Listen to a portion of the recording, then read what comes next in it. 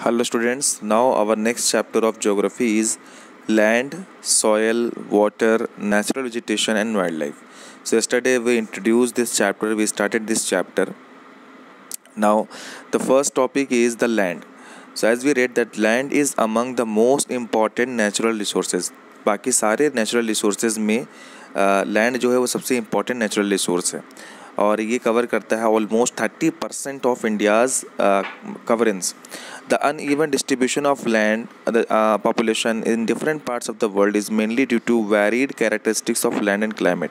सो जो स्टडी है लैंड की जिसको बोलते हैं हम टोपोग्राफी के बेस पर पॉपुलेशन जो डिस्ट्रीब्यूट हुई है, जहाँ पर जो भी चीज़ें जैसे क्लाइमेट हुआ, लैंड हुआ, जो लोगों के रहने के लिए अच्छा है वहाँ पर लोग ज़्यादा हैं. जैसे हमारे नॉर्दर्न प्लेन्स में लोग ज़्यादा रहते हैं क्योंकि वहाँ की जो लैंड है वो कम ज़्यादा फर्टाइल है और वाटर का सोर्स बहुत ज़्यादा है. The rugged topography, steep slopes of mountains, low-lying areas susceptible of waterlogging, desert areas, thick forested areas are normally sparsely populated और uninhabited. So ये सब एरियाज़ जो हैं जहाँ पर वाटर लॉगिंग मतलब जहाँ पानी फंसे, कोई ड्रेनेज सिस्टम ना हो, desert areas, thick forest areas, यहाँ पर पॉपुलेशन कम है, स्पार्सली है. So the third is land use. कैसे इस्तेमाल किया जा रहा है लैंड को? Land is use for different purposes such as agriculture, forestry, mining, building houses, roads and setting up of industries. This is commonly termed as land use. So land का जो 30% land हमारे पूरे वर्ल्ड में है उसका use किस तरह से हो रहा है? कुछ जगह पर एग्रीकल्चर है, कुछ जगह फॉरेस्ट्री है, कुछ जगह माइनिंग है. माइनिंग मीन्स ज़मीन से खुद के जो मिनरल्स निकालते हैं वो. Building houses, roads, setting up of industries, ये सारी चीज़ों को बोलते हैं हम land use. Do you know 90% of the world population occupies only 30% of land area. The remaining 70% of the land is either sparsely populated or uninhabited. So 90% में से सिर्फ 30% है जिसमें लोग रह रहे हैं, बाकी सारी चीज़ें अनलिमिटेड है, वहाँ पे लोग रह नहीं सकते. Common property resources. What it is? Land can also be divided on the basis of private land and community land.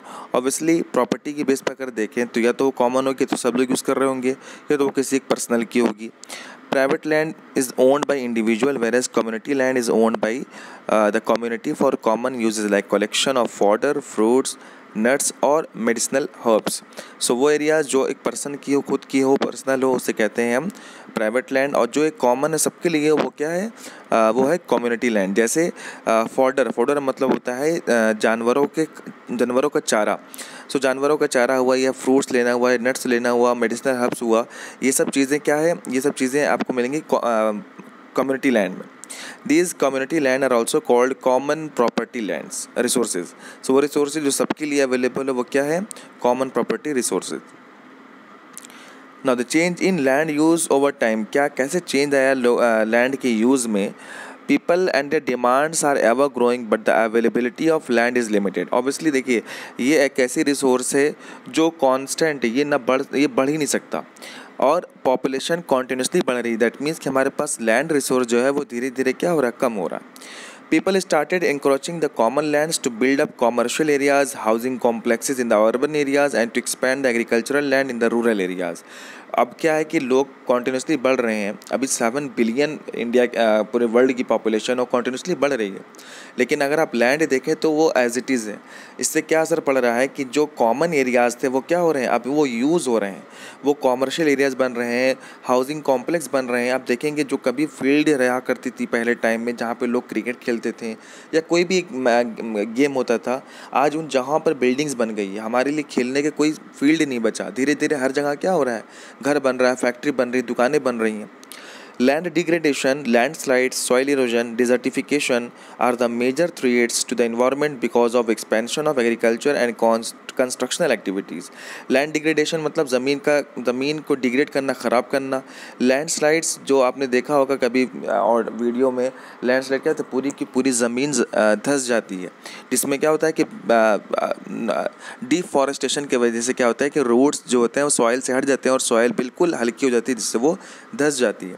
Soil erosion हुआ, डिजर्टिफिकेशन हुआ, ये सारी चीज़ें किस वजह से हो रही हैं? क्योंकि हमारे जो इन्वायरमेंट में है वो एग्रीकल्चर एक्सपैंड हो रहा है, कंस्ट्रक्शनल एक्टिविटीज़ ज़्यादा हो रही है जिससे ज़मीन जो है वो कमज़ोर हो रही है. See this are the land use pattern.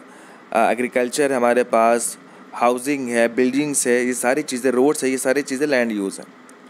अब एक तरफ हमने पढ़ा लैंड डिग्रेडेशन, तो अब पढ़ेंगे हम कंजर्वेशन ऑफ लैंड रिसोर्स, कैसे हम ज़मीन को कंजर्व कर सकते हैं, बचा सकते हैं। वो क्या तरीका है? Growing population and their ever growing demand has led to a large scale destruction of forest cover and arable land has created a fear of losing this natural resource. So growing population, जिस तरह से population बढ़ रही है और population के बढ़ने के साथ साथ लोगों की जो डिमांड बढ़ रही है, उससे क्या हो रहा है कि बहुत तेज़ी से डिस्ट्रक्शन हो रहा है फॉरेस्ट का। अब फॉरेस्ट कवर जब ख़त्म हो जाएगा तो जितनी भी वाइल्ड एनिमल्स डिपेंड करते हैं वो भी क्या होंगे, धीरे धीरे एंडेंजर्ड होंगे और फिर एक्सटिंक्ट हो जाएंगे, वो ख़त्म हो जाएंगे। सेकंड इज़ कि ऑक्सीजन मिलती है हमको पेड़ से, अगर वही जिस तरह से हमारे वर्ल्ड का टेम्परेचर बढ़ रहा है जिस बिकॉज ऑफ वो डिफॉरेस्टेशन, सो इसके भी क्या है, नेगेटिव इम्पैक्ट है। तरह तरह की बीमारियाँ आ रही हैं, क्यों? क्योंकि हमें प्योर ऑक्सीजन नहीं मिल रहा है। Second is therefore the present rate of degradation of land resources must be checked. इसीलिए देखिए गवर्नमेंट ने क्या कर रहा है कि हर स्कूल से कहा कि आप लोग फॉरेस्टिंग करिए, पेड़ लगाइए, प्लांटिंग करिए। क्यों? क्योंकि ये लैंड चेक यूज़ हो रहा है डिग्रेडेशन से बचने के लिए। Afforestation, land reclamation, regulated use of chemical pesticides and fertilizers and checks over grazing and on overgrazing are some of the common methods used to conserve land। So ये सारे तरीके हैं। जैसे regulated use of chemical pesticide, क्या होता है कि जो फार्मर्स होते हैं वो प्रोडक्शन करने के लिए क्या करते हैं कि एग्रीकल्चर ज़मीन में वो पेस्टिसाइड्स डालते हैं, दवा डालते हैं, लेकिन वो इतनी ज़्यादा दवा डाल देते हैं जिससे क्या होता है कि ज़मीन जो होती है वो इनफर्टाइल हो जाती है। इनफर्टाइल होने से क्या होता है कि उस पर कोई भी तरह का प्रोडक्शन नहीं हो सकता, और इसी वजह से क्या होता है वो ज़मीन डिग्रेड होती, ख़राब हो जाती है। Now what is landslides? Landslides are simply defined as the mass movement of rock debris on earth down a slope. They often take place in conjunction with earthquakes, floods, and volcanoes. A prolonged spell of rainfall can cause heavy landslides that block or the flow of river for quite some time. The formation of river blocks can cause havoc to the settlements downstream on its bursting. So देखिए ये landslide मतलब क्या है कि बड़ी से बड़ी ज़मीन जो होती है वो एक साथ पानी बरसने से क्या होता है कि ज़मीन हल्की सी वो मड हो जाता है, कीचड़ टाइप, और फिर वो उसमें अगर प्लांट नहीं हुआ, ट्रीज़ नहीं हुआ, तो उसमें क्या होता है कि रूट्स होती नहीं, क्योंकि रूट्स जो होती हैं प्लांट की वो सॉइल को होल्ड की होती हैं। अगर प्लांट ही नहीं रहेगा तो जो सॉइल होंगी वो बिल्कुल अलग हो जाएंगी, और ज़्यादा पानी बरसने से वो बिल्कुल ढीली होके वो बह जाएगी पानी के साथ, जिससे क्या होता है, लैंडस्लाइड होता है।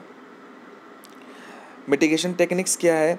Hazard mapping locate areas prone to landslides, hence such areas can be avoided for building settlements. Construction of retention wall to stop land from slipping, ये हम सब तरीका पढ़ रहे हैं कैसे हम लैंडस्लाइड्स को रोक सकते हैं।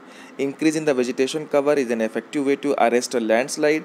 अगर हम प्लांटिंग करेंगे, जिससे क्या होगा कि प्लांटिंग करेंगे तो उसकी रूट्स ज़मीन में जाएगी और सॉइल को होल्ड की रहेगी।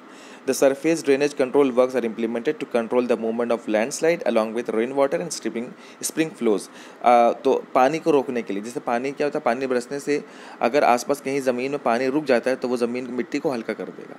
सो ऐसा तरीका बनाए, ऐसी रोड बनाए वो स्लिपरी हो ताकि पानी बह के नाली में चला जाए और वो जहाँ रुके ना, जिससे लैंडस्लाइड ना हो। Now next we will study about the soil in the next video. Till then you just try to understand all the topics which are mentioned here. Thank you so much.